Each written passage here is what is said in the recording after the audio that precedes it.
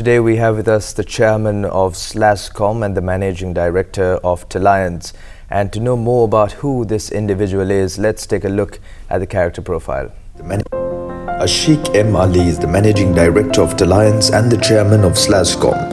Ashique has over 30 years of experience in technology entrepreneurship and senior management with extensive experience in international business. Alliance has partnerships with global IT suppliers and customers in Sri Lanka, US, UK, Germany, France, Hong Kong, Singapore and Australia. He is a founding member of Sri Lanka Association of Software Service Companies and was recently appointed as chairman for the years 2022-2023. He is serving as a committee member of the Sri Lanka Export Development Board ICT BPO Advisory Committee since 2013. A member of the National Export Strategy Formulation Team, a member of the Presidential Task Force for IT BPM Exports, Slashcom nominee in the Central Bank Stakeholder Engagement Committee and Council representative at the Global Technology and Business Services Council. Ashique completed his primary education at DSN Anaika College. He obtained his BCS in Information Technology from the Chartered Institute for IT. He has also obtained a professional diploma in marketing from the Chartered Institute of Marketing. The Sri Lanka Association for Software Services Companies is the national chamber for the knowledge and innovation industry in Sri Lanka, making significant contributions to the country's GDP, exports, employment, infrastructure and global visibility. With over 420 members, the organization plays a pivotal role in sustaining the growth of the IT BPM industry with a workforce of more than 115,000 at its member companies and accounting for approximately 90% of Sri Lanka's IT BPM industry export revenues. Slashcom is active in facilitating trade and business, propagation of education and making our workforce future ready, encouraging research and innovation, and supporting the creation of a progressive national policy framework in the interest of the IT BPM industry. Good evening, Mr. Ashique, and welcome to the program. Hi, good evening, Prashant. Glad to be here. All right, now to start off this line of questions, I'd like to ask you, what is Slashcom exactly and what do you do? So Slashcom is actually Sri Lanka Association for Software and Services Companies. It's the chamber for IT BPM companies in Sri Lanka. It right now has a membership of about 420 plus members, ranging from startups to small to medium to large, very large organizations. Okay, so how can this company support and provide value to the economy?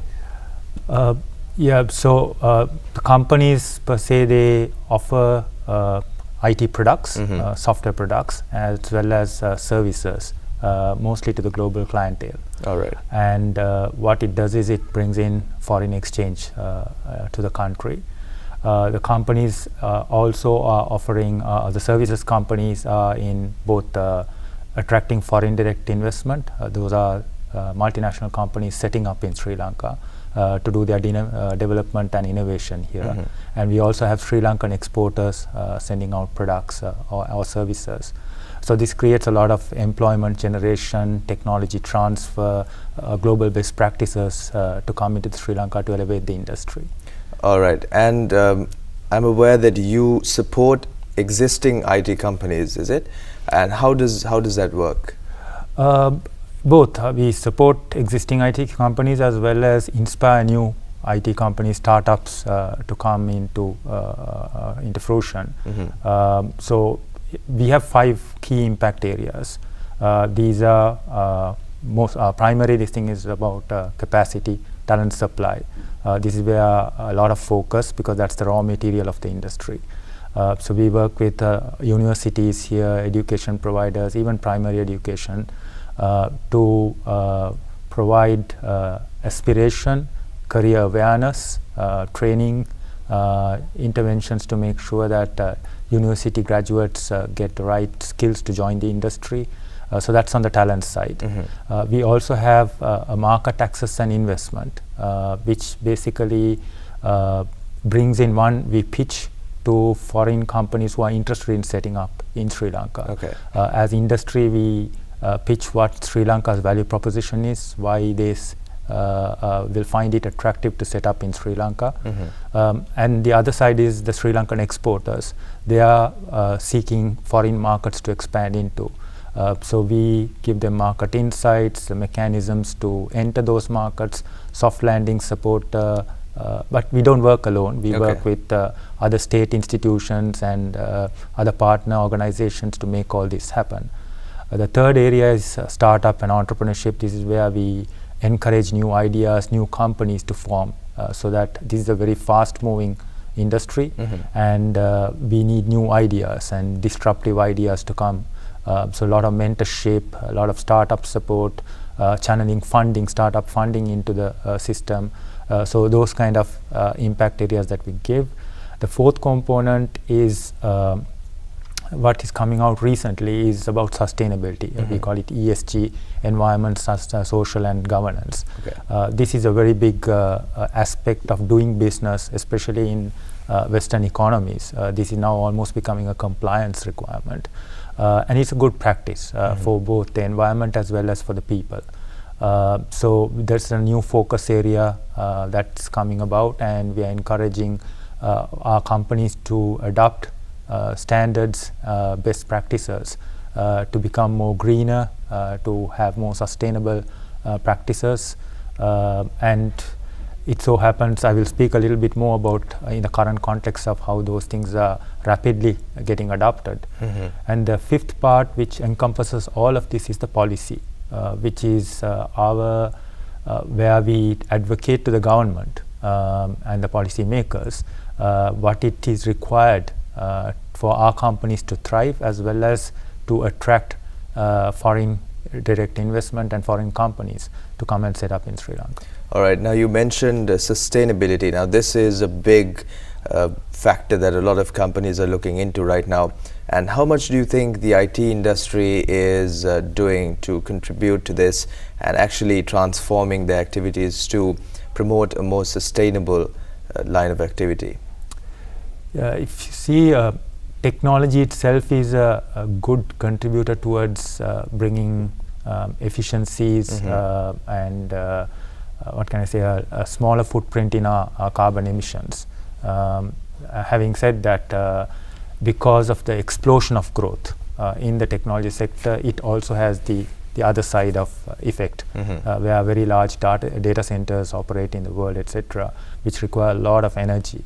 But having said that, even in Sri Lanka, most of the major telco providers, they are going into green solutions of powering those big data centers. Globally also that's the trend.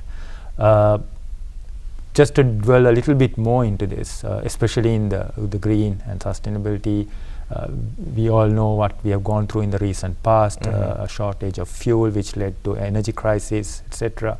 So it just gave us the impetus to look at the alternative, because a majority of our workforce, when the pandemic hit back in March 2020,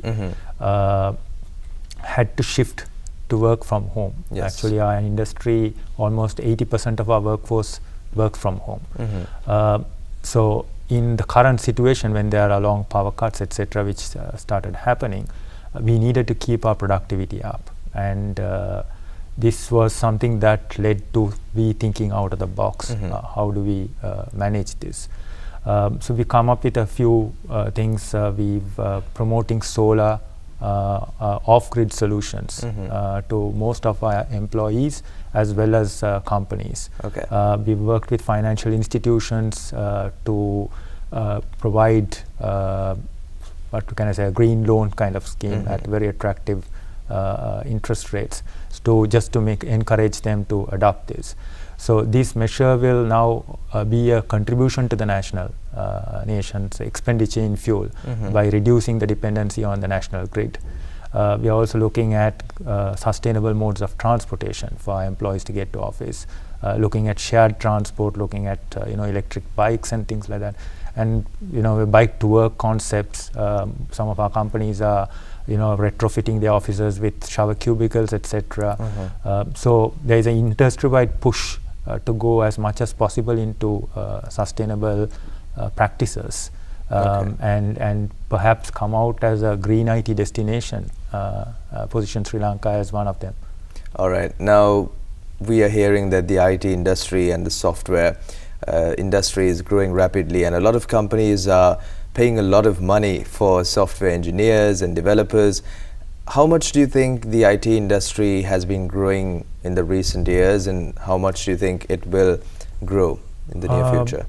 So by our estimates, in 2019 it was about $1.5 billion of exports.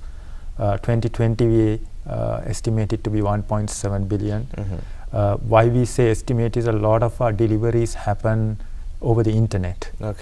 So it doesn't cross customs borders and typical hard manufactured goods. So, and there has not been a system to capture that transaction accurately until very recently. So we calculate by the number of people who work in the industry, typical bill out rates. So we come up with various parameters to make this estimation. The central bank itself also does its own estimation, and they estimate our revenue to have been about close to $1 billion last year. So it's a significant contributor, and what is key here is that because it's local value addition, especially in terms of human capital, a large part of this foreign income is retained in the country by payment of salary. Almost 70 to 80% of the cost is towards the salary. The remaining goes to infrastructure like office spaces, software licenses in which we build software, internet access, those kind of other expenses. All right. Now, you mentioned a lot about this industry and the value it adds. How can we really develop this industry going forward? So we've always been in a growth trajectory. In fact, one of the biggest constraint of growth has been the talent supply, because our education system is such that we have a very large pool of A-level graduates who will not necessarily get a placement in the national universities because of capacity and resource issues. But they then seek other modes of getting a private degree or tertiary education. So we are now working with all these education institutions, etc., with the national universities to make sure a large part of that talent supply come. I must also say that if you look at the talent composition in the industry, close to about 60-65% of them come from the rural. And a lot of people think this perception is that everything is Western Province, Colombo centered. True enough, the companies are centered here, but graduates, employees come from all parts of the island. So it's a very inclusive industry. So we are now kind of making this awareness of attracting all these talent from the rural side. Especially young people know what this is, but there are influencing factors like parents, teachers, principals, etc., who are not necessarily know what the opportunities here are. So they still have that traditional mindset of doctor, engineer, finance, those kind of legacy careers. So we need to create more awareness building around this to attract more people. So this is one of the biggest factors that is required to grow the industry. All right. Now, as the recently appointed chairman of Slashcom, tell us a bit about your journey to getting here and some of the challenges you faced, what you did to overcome them. Right. So, as I said, this is an association, right? It's made up of our membership and an elected body of officials. So my involvement in this industry outreach is right from actually the predecessor to Slashcom, which was the Software Exporters Association, which started off, I think, probably in the early 2000s. And I have been an active member in that. And eventually we felt that we were just representing the software exporters alone, and there is other elements of the export, digital export, IT exports. So back late 2000s, around the 2007-2008 period, we decided that we need to we speak with one voice, whether it's to the talent supply, to the young people, to the companies, or to policymakers. And we consolidated and created Slashcom. I am one of the founding members. And I had a short stint in the board, I think in 2002 and 2003 period. Okay.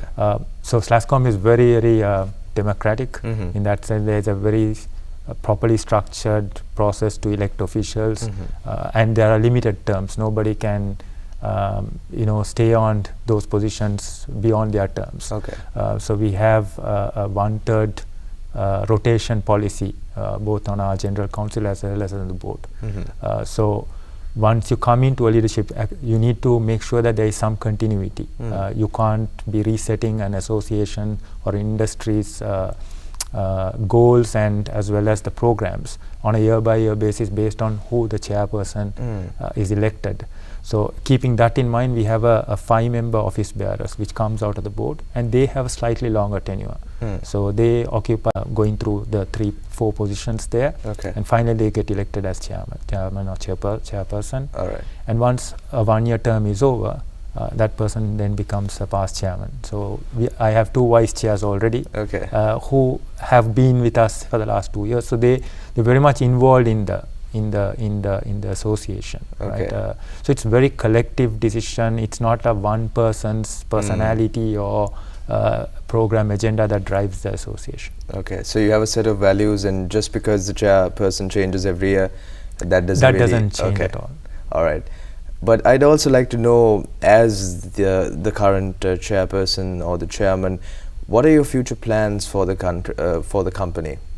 For Slashcom, we see that we are increasingly playing a significant role in the national economic development. We are the 4th largest export income earner into the country, and as I mentioned before, one of the highest value adding sector, retaining bulk of the foreign exchange that we bring in here. It also creates high value employment in our sector. So we are one of the sectors which create that middle income and aspiration category and entrepreneurs who can become very successful, and there are a number of examples of those.